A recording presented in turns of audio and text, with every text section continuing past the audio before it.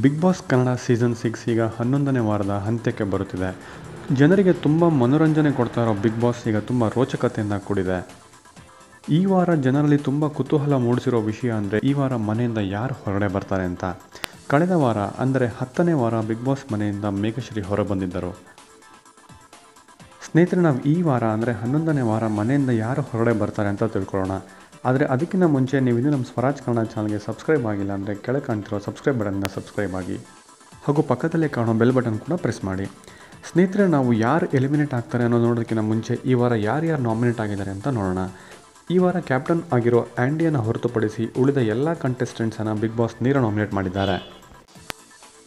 ಇನ್ನು nominate ಆಗಿರೋರನ್ನ strategically ನೋಡೋದಾದರೆ ಧನರಾಜ್ ಮತ್ತು ನವೀನ್ ಸಜ್ಜು ಇವರಿಬ್ಬರು ತುಂಬ ಒಳ್ಳೆಯ ಆಟಗಾರರು, ಜನರಿಗೆ ತುಂಬ ಒಳ್ಳೆ ಮನೋರಂಜನೆ ಕೊಡ್ತಾರೆ ಹಾಗೂ ಉತ್ತಮ ಸ್ಪರ್ಧಿಗಳು ಆಗಿದ್ದಾರೆ. ಸೊ ನಮ್ಮ ಪ್ರಕಾರ ಈ ವಾರ ಇವರು ಯಾವುದೇ ಕಾರಣಕ್ಕೂ ಹೊರಗೆ ಬರೋದಿಲ್ಲ.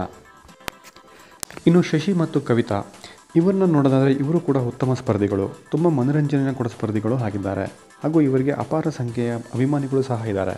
ಸೊ ನಮ್ಮ ಪ್ರಕಾರ ಈ ವಾರ ಇವರು ಕೂಡ ಹೊರಗೆ ಬರೋದಿಲ್ಲ. ಇನ್ನು ರ್ಯಾಪಿಡ್ ರಶ್ಮಿ ಇವರು ಕೂಡ ಉತ್ತಮ ಸ್ಪರ್ಧಿಗಳು. ಕಳೆದ 2 ವಾರ ಇವರು ಸ್ವಲ್ಪ ಮಂಕಡ್ಡಿ ಕಂಡರೂ ಕೂಡ ಬಂದಿರೋ ಓಟ್ಸ್ ಹಾಗೂ ಕಮೆಂಟ್ಸ್ನ ಪ್ರಕಾರ ಇವರು ಕೂಡ ಈ ವಾರ ಎಲಿಮಿನೇಟ್ ಆಗೋದಿಲ್ಲ.